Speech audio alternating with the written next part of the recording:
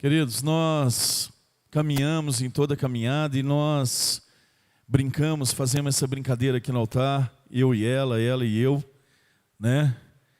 Porque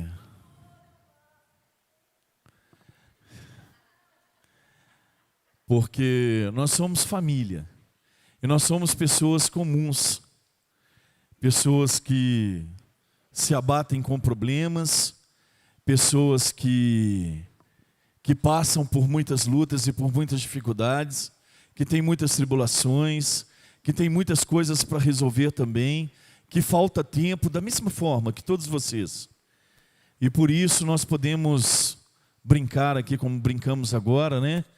Mesmo que na oração, mas é uma forma de vocês entenderem também de como nós somos, né? Eu e a Patrícia e eu, como nós somos em casa. Claro que eu tenho olhado desses últimos dias para cá, ela com outros olhos, né, pastor Wagner? Os olhos de ontem dormiram e não acordaram os mesmos, né? Isso. Amém. Amém. Mas eu quero dizer que em toda a nossa caminhada, existe uma busca incessante na nossa vida pela felicidade. Queridos, nós buscamos a felicidade de tudo enquanto é forma. Só que acontecem alguns riscos e alguns problemas nessa nossa busca pela felicidade. E a pergunta que eu queria deixar no seu coração hoje é: felicidade existe? E qual é o seu conceito para entender a palavra felicidade? É você sentir paz? É você estar com o bolso cheio de dinheiro? É você não precisar de nada? É você poder ir para onde quiser, ir, voltar e fazer todas as coisas que você quiser? Talvez nós olhamos para a vida toda e nós tenhamos uma visão distorcida do que realmente é felicidade. E eu fico olhando para a vida de muitas pessoas e fico fazendo, né, uma análise, se assim eu posso dizer, né, na minha pequenez, eu fico fazendo uma análise de todas as pessoas, uma análise comportamental, e fico fazendo uma análise da minha vida comportamental também, de como eu me comporto diante das situações da minha vida. Eu me analiso, eu me olho no espelho e eu falo, como é que eu agi nessa situação com o Osmar? Será que eu fui o pastor que ele esperava que eu fosse? Será que eu fui o líder que ele esperava que eu fosse? Ou eu o decepcionei e ele está decepcionado e magoado comigo por causa das minhas atitudes? E são coisas que nós precisamos entender nas nossas vidas. Porque o mundo tem colocado um padrão para a gente. O mundo tem lançado um padrão para a gente. E o problema desse padrão do mundo é que nós chegamos para Jesus como uma bomba atômica. Ora para o poste acender a luz, o cachorro está mancando, ora para ele ser curado. Fala de Jesus todo dia, e com o passar do tempo, os problemas da caminhada, as chuvas de granizo, sol quente, a tempestade, a ventania, nós vamos esfriando. E aí, o que acontece com a gente é que Jesus já não é mais a medida do nosso vazio. E as nossas inquietações para buscar a felicidade vão se amoldando ao padrão do que o mundo diz que é felicidade. Eu preciso ter muito dinheiro, eu preciso largar essa esposa e casar de novo, eu preciso largar essa outra e casar com outra porque eu errei de novo. E eu preciso viajar, eu preciso adquirir, eu preciso comprar, eu preciso ter, eu preciso ir lá. Só que a felicidade que nós conhecemos na palavra de Deus não tem nada a ver com lugares ou com conquistas ou com pessoas. Pelo contrário, a palavra de Deus, ela não disse e nunca te falou, se te falaram assim, te enganaram, que você viria para Jesus e a sua vida melhoraria. Não, a proposta não foi essa. A proposta foi, Jesus quer escrever uma nova história na sua vida. Só que a palavra vem nos alertar do seguinte: tem de bom ânimo, eu venci o mundo. Queridos, esse tem de bom ânimo, eu venci o mundo, nas entrelinhas, quer dizer o seguinte: quando você vier para os meus caminhos, os ataques sobre a sua vida aumentarão. A única diferença é que você vai ter aonde se agarrar, que é Jesus Cristo, para você andar de mãos dadas com Ele. E Ele te conduzirá em triunfo.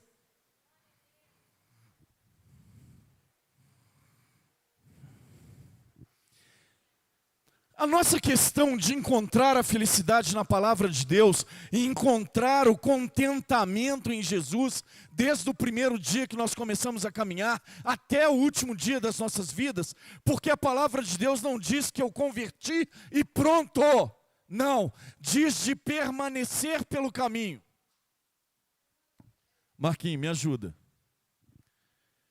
Diz permanecer, uma vida de permanência na fé. E quando diz o justo viverá pela fé, queridos, não está falando sobre um dia ou 2 dias, ou sobre um mês, ou sobre, não. Está falando sobre a vida inteira, uma permanência na caminhada de Deus, uma permanência com o coração voltado para as coisas de Deus. E quando a gente vai se amoldando a esse padrão do mundo, nós vamos perdendo muitas coisas. A primeira delas é que nós não entendemos mais quem nós somos em Cristo. A segunda é que nós nos afastamos das pessoas espirituais, as pessoas que nos aproximam de Cristo, nós começamos a afastar delas.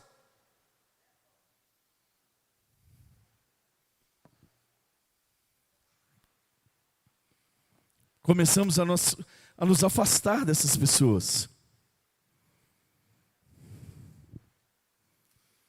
A terceira é que todas as vezes quando nós caminhávamos, que estávamos no início, quando nós nos sentimos fracos ou abatidos pelas batalhas espirituais na nossa vida, pelos ataques do inimigo da nossa alma, nós recorríamos à fonte. A gente ia lá e corria na fonte, falava: Senhor, me renova, Deus. Eu abri o culto hoje falando sobre Jesus passando pela cidade samaritana de Sicar, e ele assentado no poço porque sentiu água, e a mulher samaritana, ele pede água à mulher samaritana, e a samaritana diz que os judeus não combinam com os samaritanos. E ele diz o seguinte: mulher, se soubesses quem te pede água, daria imediatamente.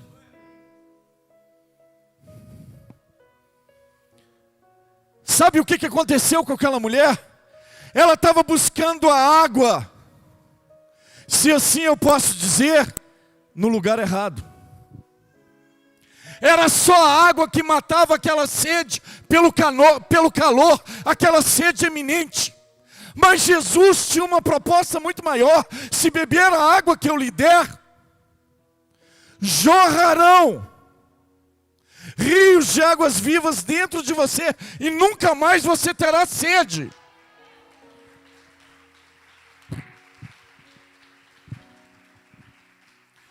Se a sua busca pela felicidade, eu quero ser feliz, eu vou casar porque eu vou ser feliz, eu vou descasar porque eu vou ser feliz, eu vou comprar porque eu vou ser feliz, eu vou viajar porque eu vou ser feliz. Esquece. A sua busca pela felicidade tem que ser no lugar certo, na fonte certa. Se Jesus não é capaz mais de preencher o vazio da tua alma, volta ao lugar que você caiu.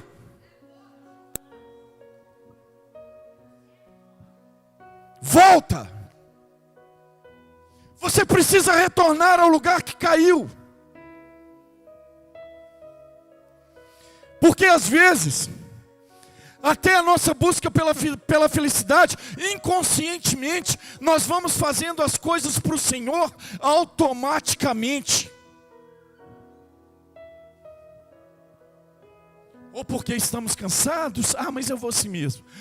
Aquilo não me traz motivação nenhuma mais. Querido, eu quero te falar uma coisa. Eu preciso que você que caminhe nesse lugar seja apaixonado por Jesus como eu sou. Como eu sou.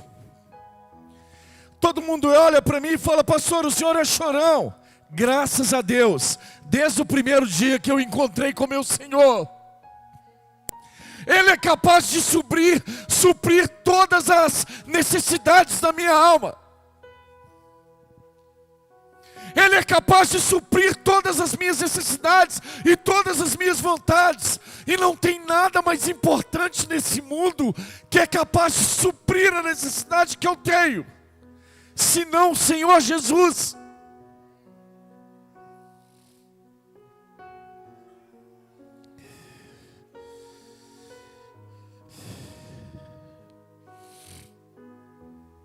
Amados, eu sou pastor e tenho muito orgulho de ser pastor. Muito orgulho e muito temor do Senhor de ser pastor. Muito orgulho e muito temor. Porque eu sei que primeiramente eu estou lidando com as ovelhas do sumo pastor e do sumo sacerdote. É dele, não são minhas. E há muitos anos atrás, eu entendi na minha vida a importância de estar debaixo de um guarda-chuva. Estar debaixo de um guarda-chuva. Sabe para quê? Quando as pedras voarem, os dardos inflamados de Satanás voarem sobre a sua vida, tem um guarda-chuva na sua vida. Tem um guarda-chuva, e esse guarda-chuva é do seu líder espiritual, é do seu pastor, que não deixe com que essas pedras caiam sobre a sua cabeça.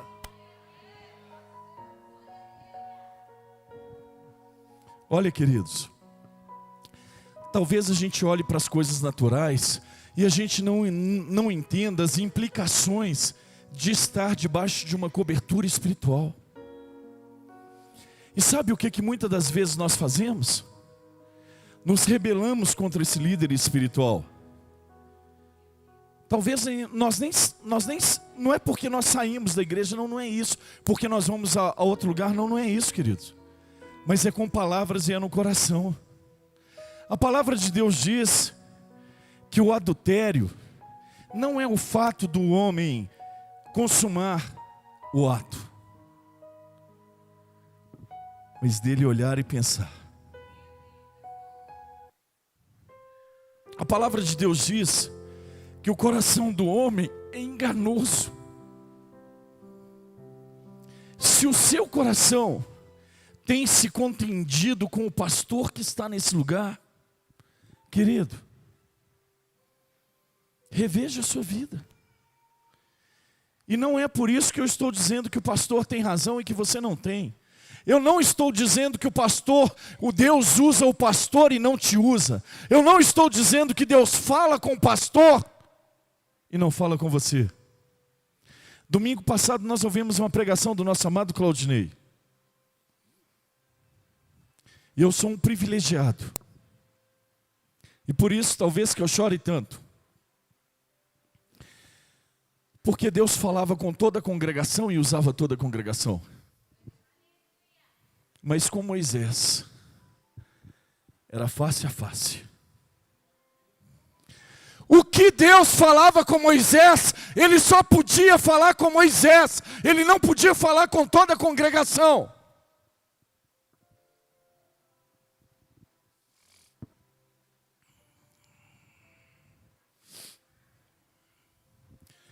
Queridos, eu vim essa noite para te dizer uma coisa muito simples que você está cansado de saber.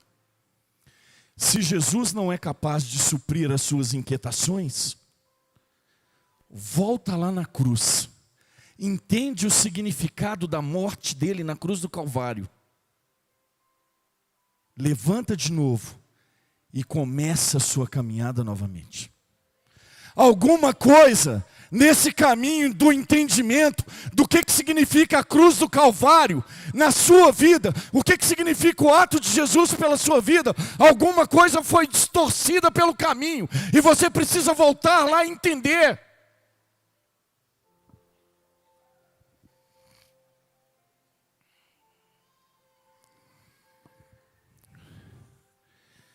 Quando eu olho para toda a palavra de Deus, e para tudo que tem acontecido na minha vida nesse lugar, em tão pouco tempo,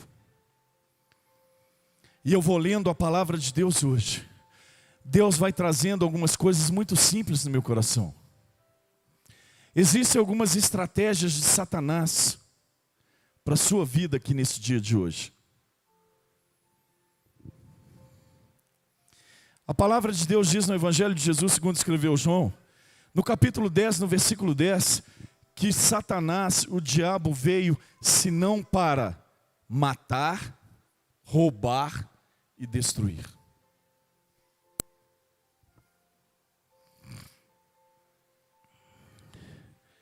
Sabe qual que é o principal objetivo de Satanás na sua vida? Que você nunca entenda que Deus quer te usar. Que você nunca entenda o cumprimento da grandiosidade, dos propósitos de Deus para a sua vida. Sabe o que Satanás quer? Que você fique sentado aí a vida inteira. A vida inteira. E não cumpra cabalmente o chamado que Ele tem para você.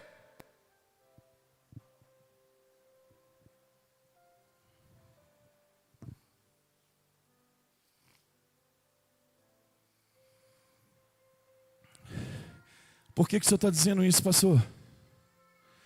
Porque às vezes as pessoas perdem aquela vontade, aquele fogo de buscar o Senhor. Perdem o fogo, a vontade, o desejo de buscar a face do Senhor. E se você está aqui nessa noite, e se você perdeu essa vontade, hoje é noite dele restaurar isso na sua vida. É noite. E às vezes as pessoas olham para a gente e conversam conosco, e elas não sabem, ou elas esquecem, ou elas não entendem que nós não somos movidos por aquilo que vemos ou por aquilo que sentimos, mas nós somos movidos pelo Espírito Santo de Deus. Com quantas pessoas você já encontrou, depois que não via há muito tempo, e olhou para aquela pessoa, ela estava rindo na sua frente, pastor Marcelo, e você conversou com ela, ela estava morta em pé, um defunto em pé.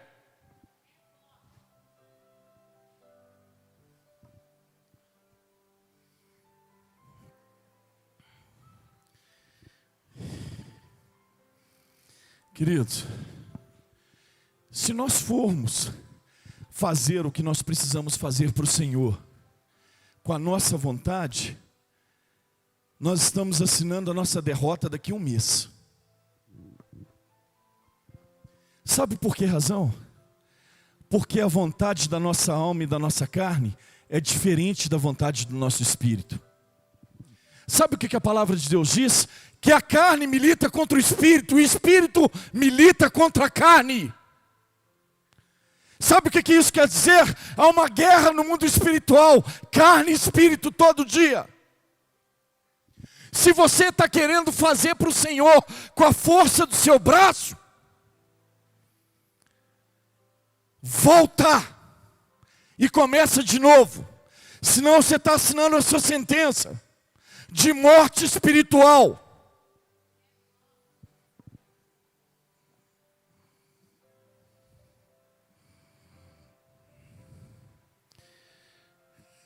Queridos, sabe o que é mais interessante na obra de Deus? é que a gente não pode fazer a obra pelo nosso desejo ou pelo nosso prazer. Não pode. Não pode. Sabe por que razão? Quando nós ativamos o nosso prazer, que está concernido na nossa alma, nós estamos dizendo para o nosso espírito que nós não precisamos mais do espírito. Nós não precisamos ser movidos pelo espírito mais. Nós conseguimos fazer pela nossa alma, pela vontade da nossa alma. Sabe o que Satanás faz? A carne está mais forte do que o espírito. Rouba a sua vontade e o seu prazer. Se ele rouba a sua vontade e o seu prazer de fazer as coisas, sabe para onde que ele leva isso? Para onde ele quiser, ele roubou, é dele. Sabe aonde ele vai colocar o seu prazer? Vai colocar o seu prazer em focar os seus olhos lá no Egito. É dele, ele roubou. Agora, quando você faz,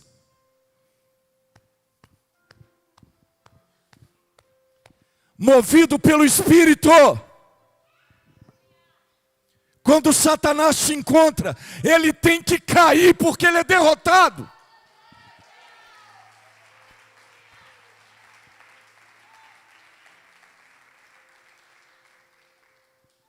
Se Satanás pegar a sua vontade, o seu prazer e levar para onde ele quiser, a palavra de Deus diz que as obras do inimigo das nossas almas são más. Se eu pegar o livro de Gálatas e ler para você quais são as obras da carne, você vai falar, pastor, misericórdia. Depois você pode ler na sua casa, Gálatas 5, 22. Se não me engano, é isso mesmo, erudito?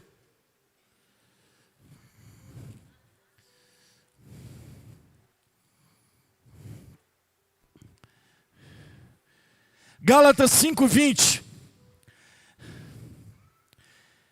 19. Ora, as obras da carne são conhecidas e são prostituição, impureza, lascívia, idolatria, feitiçarias, inimizades, porfias, ciúmes, iras, discórdias, dissensões, facções, invejas, bebedices, glutonarias, coisas semelhantes a estas, a respeito das quais eu vos declaro, como já outrora vos preveni, que não herdarão o reino de Deus os que tais coisas praticam.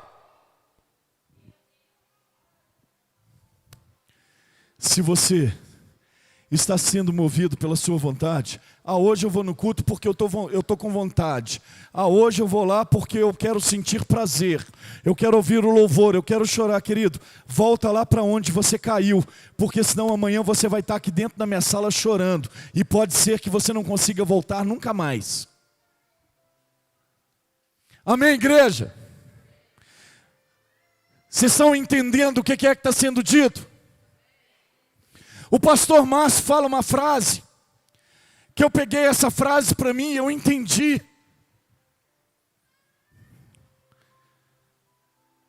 O que nós mais falamos hoje? Que estamos cansados. Sabe o que o pastor Márcio fala? O que cansa é o pecado. Sabe o que pode cansar um homem e uma mulher de Deus, que cheio do Espírito Santo? O pecado. Pastor, por que o senhor está dizendo isso, pastor? Segunda carta de Paulo aos Coríntios, capítulo 4.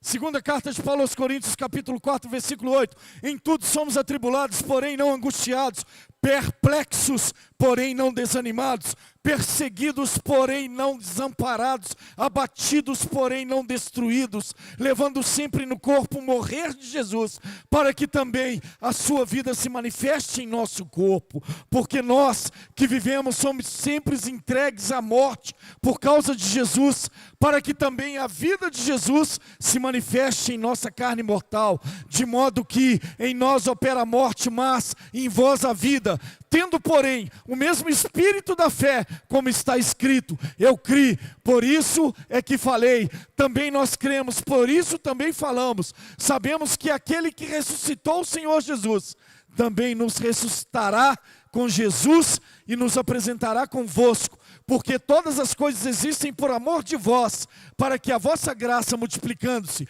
torne abundante em ações de graças, por meio de muitos para a glória de Deus. Por isso, não desanimamos, pelo contrário, mesmo que o nosso homem exterior se corrompa, contudo, o nosso homem interior se renova dia em dia, porque a nossa leve e momentânea tribulação produz o eterno peso de glória, acima de toda comparação, não atentando nós nas coisas que se veem, mas nas coisas que não se veem, para que as que se veem são temporais e as que não se veem são eternas.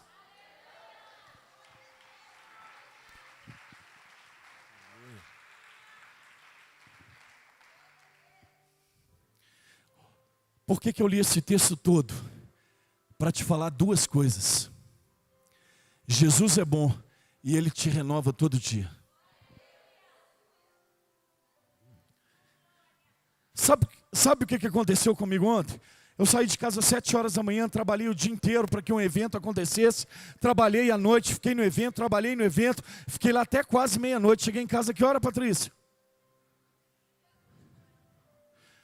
1 hora da manhã, porque já virou o relógio à meia-noite, 1 hora, você olhe como queira. Fui dormir às 1h30 da manhã. 6 horas da manhã já estava de pé. Queridos, quando eu levantei e eu entendi que eu vinha para a casa do Senhor, eu levantei igual uma bomba atômica. E eu perguntei, cansaço, cadê você?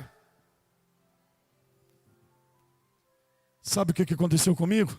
As misericórdias do Senhor foram renovadas na minha vida.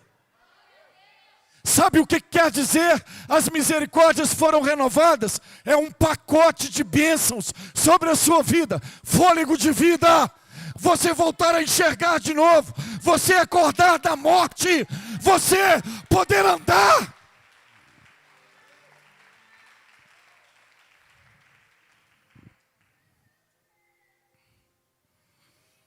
Queridos, quem já passou por uma luta espiritual e no outro dia levantou, parece que um trator passou por cima de você. E você acorda da cama e fala assim, meu Deus, eu estou todo roxo. Que é isso, Deus? Eu apanhei ontem, eu estou todo roxo, parece que eu briguei. E você acorda da cama e fala que está... Aí, quem tem o costume, corre lá e vai na fonte. Jeová, me ajuda, Jeová. Eu levantei hoje todo quebrado, Jeová, me ajuda. Toma o energético de Jesus e sai, vibrando e cantando vitória.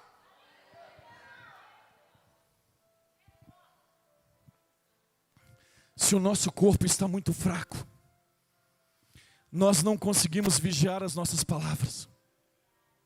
Nós não conseguimos vigiar os nossos pensamentos. Nós não conseguimos vigiar o nosso olhar. Nós não conseguimos vigiar as nossas atitudes. Nós não conseguimos ter domínio próprio sobre as situações da nossa vida. Não conseguimos!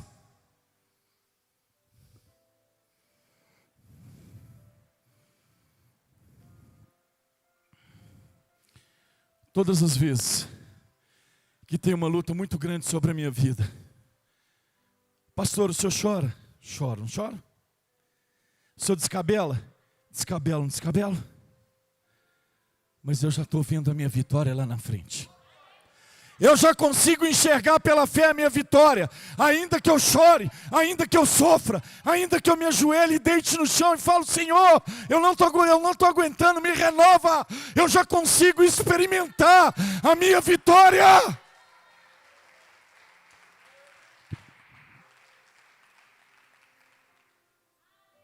Queridos, é interessante que quando nós desfocamos de Jesus Cristo e começamos a buscar o padrão do mundo como se fosse a nossa felicidade,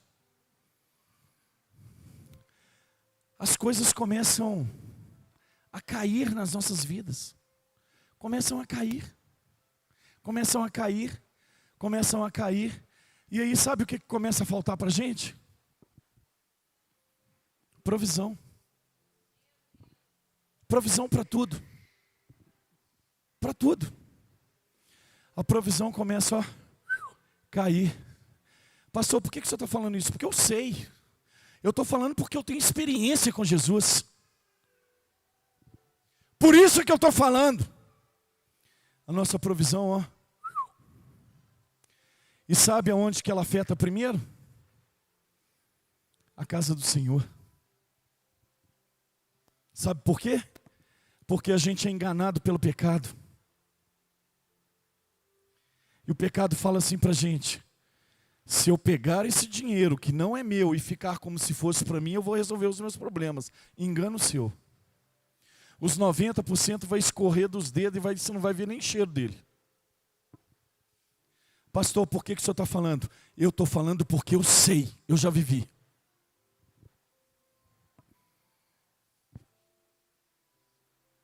Osmar, tudo que você plantar, você vai colher.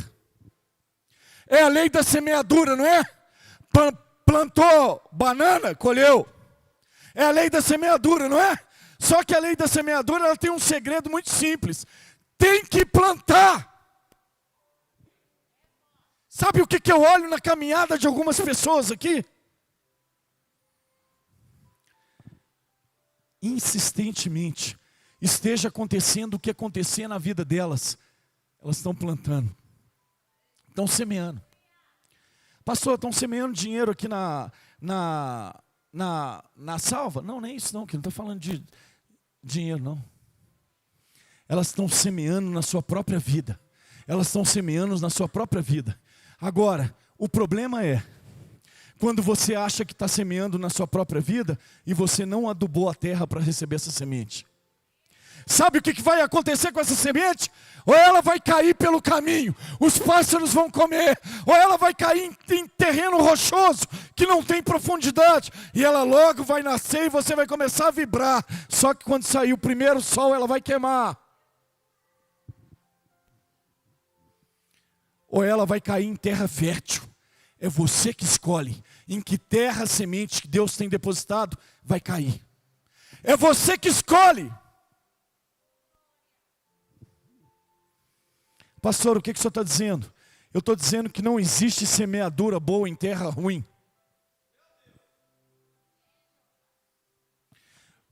Como é que quem semeia faz? Primeiro joga a semente? Não. Primeiro prepara a terra. Prepara a sua terra. Prepara a sua terra para receber as sementes para você semear. Sabe o que diz a segunda carta de Coríntios, no capítulo 9, no versículo 10? Aquele que dá semente é o que semeia. Quem é que pode dar semente? Quem pode dar semente para a gente semear? Agora você acha que ele vai jogar semente em terra ruim? Você acha que ele vai jogar semente para passarinho comer? Para morrer seca com sol? Não. Não vai não.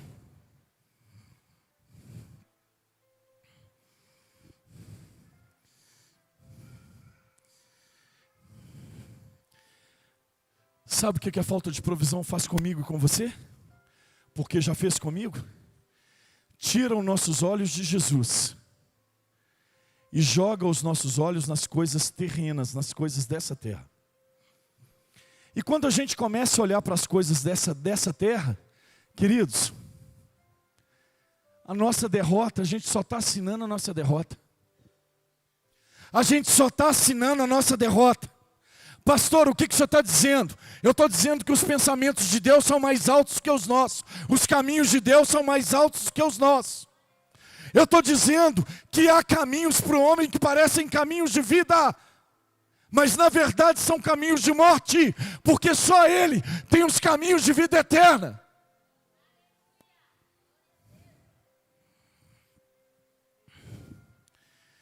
Evangelho de Jesus segundo escreveu Mateus. O capítulo é número 26, não precisa abrir, só acompanhe comigo. Eu preciso andar. E voltando para os discípulos, achou-os dormindo e disse a Pedro: então nem uma hora pudestes vós vigiar comigo? Vigiai e orai, para que não entreis em tentação. O espírito, na verdade, está pronto, mas a carne é fraca. Por que os discípulos não puderam vigiar com Jesus nem uma hora orando? Você acha que os discípulos, depois de andar 3 anos com Jesus, não estavam acostumados a ficar de joelho orando 3, 4, 5 horas? Não estavam acostumados a ir para o monte? Vão lá no monte para ver os galhos pegar fogo? Você acha? Estavam acostumados sim. Mas por que eles não conseguiram vigiar com Jesus Cristo? Porque eles estavam sobrecarregados. Sabe o que a palavra de Deus diz? Vinde a mim, todos vós que estáis sobrecarregados, e eu vos aliviarei. Toma o meu fardo, que é leve e suave. Sabe o que a gente faz? A gente começa a fazer escolhas segundo aquilo que os nossos olhos estão vendo, segundo aquilo que a gente entende que é bom. E aí a gente começa a buscar essa felicidade em muitos lugares, em muitas coisas, e muitas outras coisas. E nós vamos desfocando do Senhor Jesus. Não temos mais prazer na fonte. Não temos mais prazer na fonte. O cansaço físico tomou conta da nossa vida. Estamos afadigados. A provisão foi lá no chão. E nós estamos sobrecarregados. Por que eles não conseguiram vigiar uma hora? Porque estavam fracos.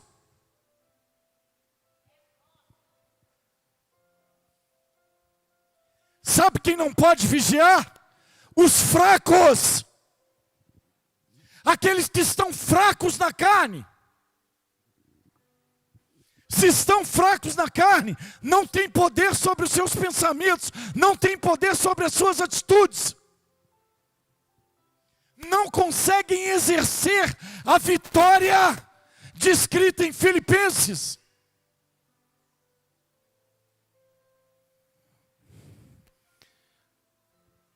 Quando a gente ia para o monte, tem muito tempo que eu não vou ao monte mais. A gente subia no monte, a gente brincava um com o outro lá, falava: irmão, tem 3 meses que você não vem no monte. Pouca oração, pouco poder. Pouca oração, pouco poder. É assim, irmã Sandra? Hã? Pouca oração, pouco poder. Pouca oração, nenhum poder. Muita oração, Deus começa a trabalhar na sua vida. Deus te usa. Muita oração, Deus te usa. Ontem nós tivemos aqui no templo 12 horas de oração. E ainda eu pude contemplar no mapa espaços de horas vazias. Porque algumas pessoas não puderam ou não se dispuseram a investir 1 hora do seu tempo em oração. E aí Jesus estava perguntando aqui ontem: será que você não pode vigiar comigo pelo menos 1 hora? E muitas pessoas disseram, não, nós temos muitos afazeres. E Jesus estava gritando de lá, deixe que os mortos enterrem os seus mortos. Mas estavam preocupados ainda com as carroças, com os bois. Jesus estava falando, meu filho, queima tudo e vem. Larga tudo e vem.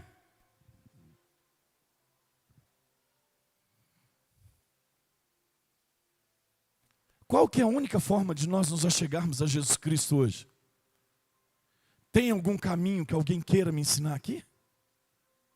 Qual que é a única forma que nós nos achegamos ao Pai hoje? Como que é? Como que é? É orando, não é? Ou tem outra forma de nós nos aproximarmos de Jesus Cristo? Tem outra forma não ser orando? Se nós estamos orando pouco, querido, cuidado, você pode estar em perigo. A sua vida pode estar em perigo. A semente que o Senhor Jesus quer derramar sobre a sua terra, que Ele está achando que é fértil, querido, pode estar comprometida. O passarinho já deve estar de olho nela lá em cima, só esperando ela cair na beira do caminho para ela ir comer. Existe possibilidade de ter crente que não ora?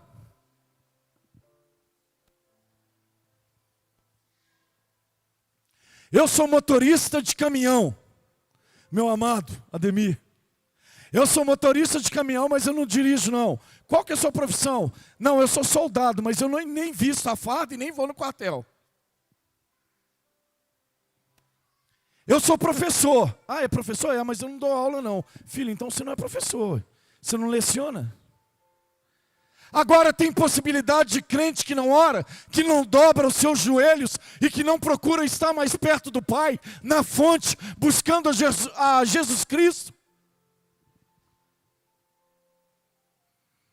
Já estou terminando.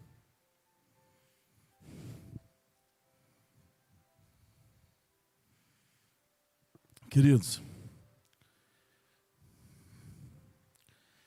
o risco muito grande de todas essas coisas é que quando nós caminhamos e nós estamos tendenciosos a procurar as coisas, o padrão do mundo para a nossa vida, e nós estamos querendo ser aquilo que o mundo diz que nós temos que ser, e eu quero te dizer uma coisa, que nós nunca poderemos ser igual ao mundo, e todo mundo que olha para mim lá de fora fala, esse cara não é normal, ele é doido, graças a Deus. Pode me chamar de doido, pode me chamar do que quiser, mas eu não sou igual a todo mundo. Eu sou diferente porque eu sou escolhido. Nação santa. Eu sou eleito do Senhor. Sacerdócio santo. Eu sou escolhido por Ele. Eu nasci porque já vi um chamado gritando.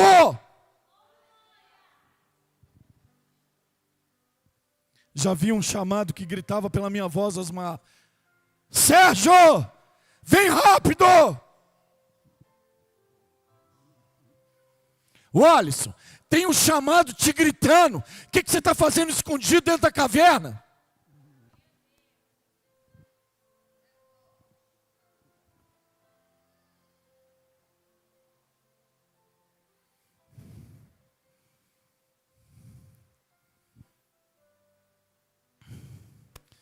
Se eu não tenho desejo de buscar o Senhor, se eu estou enfraquecido na minha carne, se Jesus não contempla mais os desejos do meu coração, Ele não satisfaz mais, Ele não traz a alegria e o contentamento que eu preciso mais.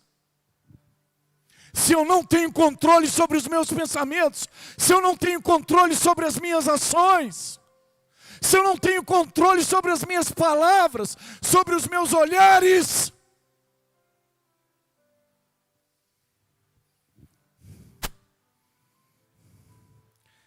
foi ministrado hoje aqui de manhã, pela pastora Patrícia, que tem duas sementes, a semente do mal e a semente do bem.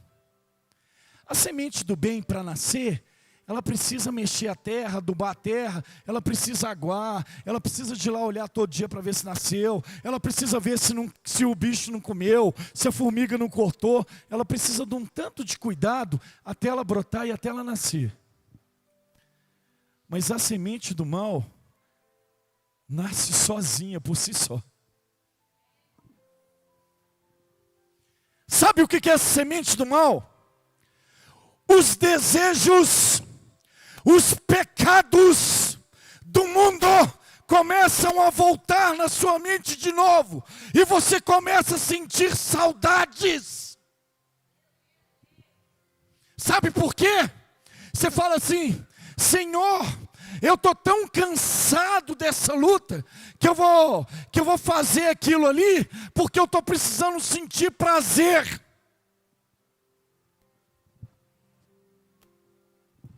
Pastor, isso é muito sério o que você está dizendo. Falei, graças a Deus, porque eu não estou aqui brincando de ser crente. Você pode até olhar para mim com raiva aí agora, mas que essa palavra remexa dentro de você, e você fique ruminando essa palavra a semana inteira. E fala que palavra dura que o pastor pregou. Tomara que você fale isso de mim. Tomara. Sabe por que razão? Começa a brotar sementes más, que não precisa de cuidado, não precisa de nada. Precisa só de eu sentir o meu corpo cansado e lembrar daquelas coisas que me traziam prazer anteriormente, para eu querer fazê-las de novo. Pastor, como é que o pecado acontece na nossa vida? É dessa forma. Qual que é a porta de entrada? Uma vida cansada, uma vida coração fraca, uma vida que não tem prazer, não tem vontade de buscar o Senhor Jesus. Mas o Senhor insiste em dizer que eu preciso ter prazer e desejo de buscar o Senhor Jesus? Queridos, talvez eu tenha dito aqui e você não entendeu. Eu não estou falando desse prazer mundano, eu estou falando de desejo. Uma coisa é você fazer quando você tem vontade, a outra coisa é você fazer quando você tem desejo. E eu desejo o Senhor todos os dias. Mente cansada, corpo afadigado, não consigo mais ajoelhar para orar ao Senhor. Nossa, minha vida de oração está uma lástima. De leitura da palavra, eu só abro a Bíblia agora quando eu encontro o irmão e eu preciso falar um versículo para ele. Aí eu abro lá no meio do livro lá e falo, ó, o que o Senhor falou. Irmão, pelo amor de Deus, véio, nós já passamos dessa época. Eu pego a Bíblia lá, abro a Bíblia lá e falo, ó. Aí vem o juízo. Aí eu quero ver você falar para o irmão. Vai ler Ezequiel, ele fala do inferno, fala assim, ô capeta do inferno, Deus mandou você converter. Fala com o irmão. Queridos, o que eu quero dizer para você essa noite, que isso aqui tem que ser objeto de desejo da sua vida. Querido, isso não é amuleto para andar no carro. Isso não é Bíblia para ser esquecida na igreja. Sabe o que me deixa mais triste? Quantas Bíblias eu tenho lá na igreja esquecida que ninguém procura? Tem umas 5 que todo mundo procura. Mas as outras, mais de 20, deixaram mais de 20 Bíblias aqui, ninguém procura. Aí eu fico me perguntando assim, Deus, eles devem ter uma livraria, deve ter 30 Bíblias na casa dele, porque ele não deu nem falta dessa. Tem um tanto lá na minha sala.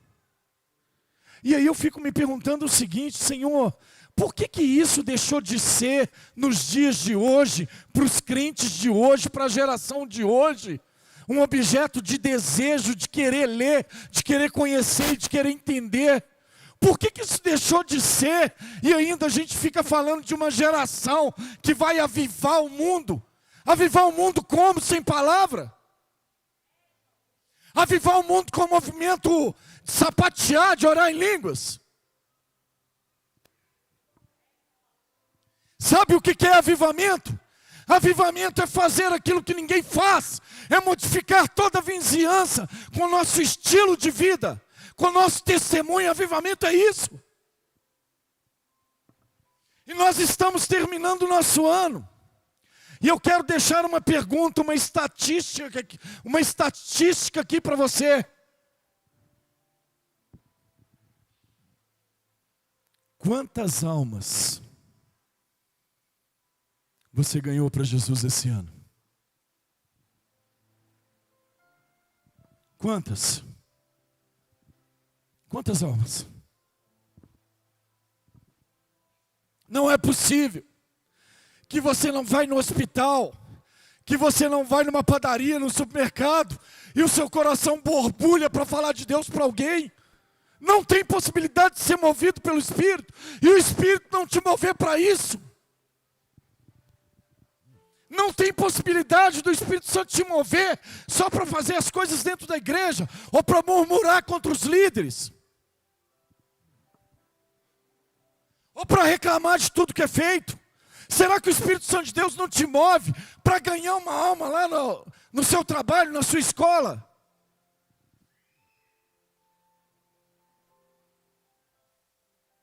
E aí as pessoas olham para mim e falam: pastor, mas eu não sei falar. Assim, querido, nem eu sei. Eu chego lá no caixa e falo assim: querida, você conheceu o maior caixa do mundo? E a menina está na padaria, ela fala: não. Eu falei: Jesus. E ela já vem: quem disse que Jesus é caixa? E eu digo: eu só estava esperando a sua pergunta, a sua retórica, porque eu quero te dizer que Ele cuida da sua vida com o mesmo zelo que você cuida de cada centavo, para não dar diferença no seu caixa no final do dia. Pastor, isso só é capaz de ganhar uma alma para Jesus? É. A porta está escancarada. E eu começo a falar de Jesus. E as pessoas estão pedindo, pelo amor de Deus, para ouvir uma palavra diferente. E elas começam a chorar no caixa. E eu falo: obrigado, Jeová, mais uma. Fui no hospital com minha esposa. Estou fazendo alguns exames. E a primeira vez que eu fui fazer o exame, estava muito cheio o consultório, eu não pude falar com a menina. Ela estava com a foto de uma santa, desse tamanho, vermelha, com uma coroa, nem seu nome. Nem quero saber também não. Grudada no vidro. E o meu coração até borbulhou para falar para ela. Mas eu não podia, e aí eu voltei lá. E cheguei para o exame, 7 horas da manhã, eu cheguei 6h20. E aí ela tinha acabado, quando ela chegou, a gente já estava lá. Aí ela me chamou: Sérgio Henrique. Aí eu sentei na frente dela. Aí eu não sabia o que eu falava, eu ficava olhando aquela santa, a fim de rasgar aquele negócio logo. E aí eu falei para ela assim: você mora aqui pertinho? Porque era lá no Life Center. Ela falou: não, moro longe, moro lá em Venda Nova. Eu falei: nossa, que é longe demais. É. Sabe o que eu fico perguntando para Deus? Se essa caminhada nossa, de ir e vir, de sair de casa muito cedo, chegar em casa muito tarde, trabalhar muito, se vale a pena, se realmente vale a pena. Sabe por que razão?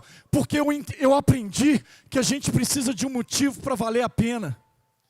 Aí ela me olhou com aquele olho assim e falou: cara, o que esse cara está falando? É alguma novidade de vida para a minha vida. E aí eu falei assim: querida, eu descobri que a novidade não é o trabalho e o dinheiro que a gente ganha, mas é o Jesus que a gente crê. E aí ela começou a chorar.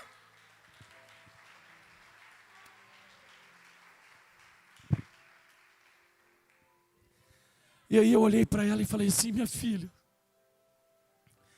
eu vim aqui só para te dar um recado. Você não precisa de intermediador para falar com o Senhor mais.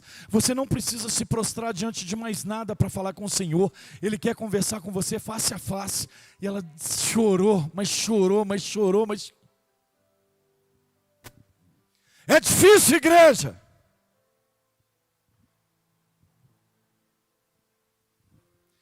Existe felicidade?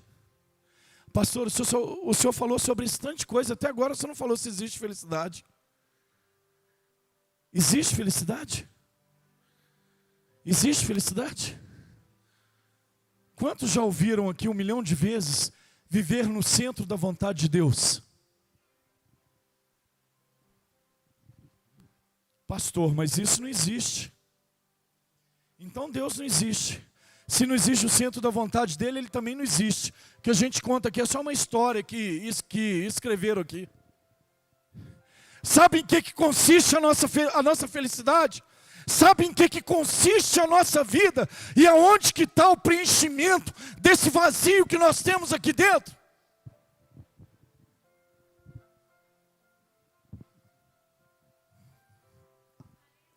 É simplesmente em fazer aquilo que o Senhor chamou para a gente fazer.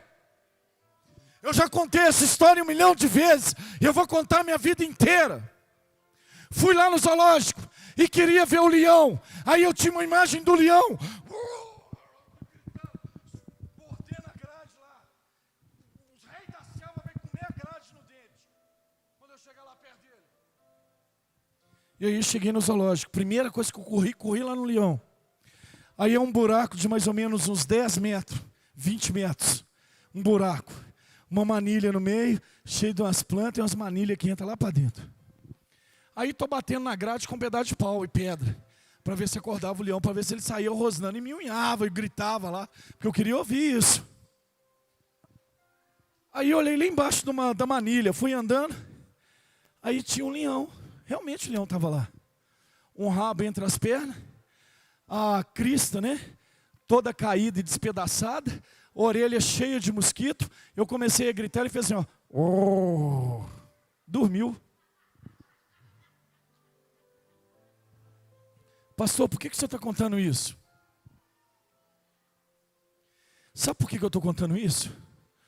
Porque o leão nasceu com o propósito de ser rei da selva. O leão nasceu com o propósito de ser rei da selva. Sabe o que o homem fez, Luiz?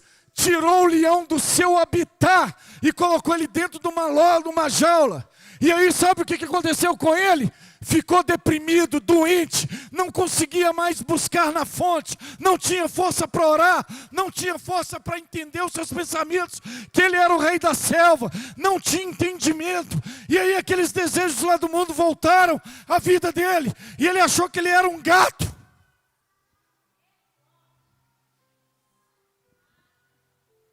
Ei, você tem um propósito de vida. Você tem um propósito de vida.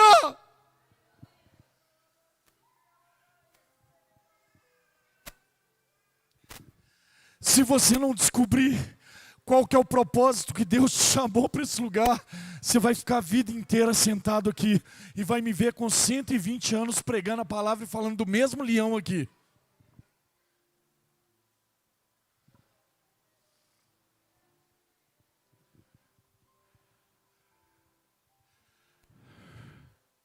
Laisla, pega você e tira do propósito pelo qual Deus te chamou, de ser mãe e cuidar dos seus filhos com o zelo que você cuida, para ver o que acontece com você. Para ver o que acontece com seus filhos. Sabe o que eu estou falando? Que além de você sofrer, de você ser uma pessoa infeliz, muitas pessoas ao seu redor que estão esperando você abrir a boca e rugir como o leão da tribo de Judá, vão sofrer e vão morrer.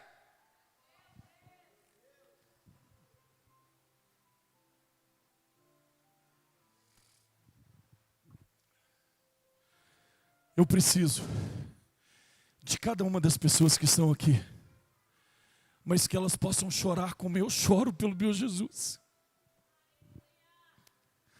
Que elas possam ser malucas e apaixonadas por Jesus como eu sou.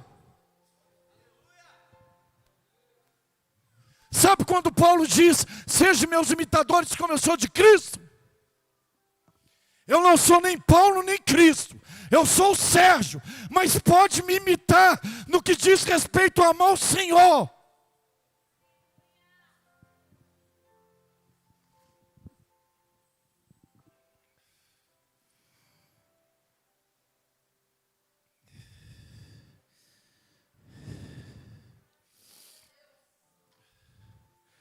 Sabe o que Satanás quer? Que você desista da semente da fé que está depositada no seu coração. Que um dia Jesus olhou e falou que era terra fértil. E hoje Satanás está lutando todos os dias para comer essa semente, para roubar essa semente, para que essa semente nasça sem raiz e queime no primeiro sol. Eu quero chamar o louvor aqui em cima.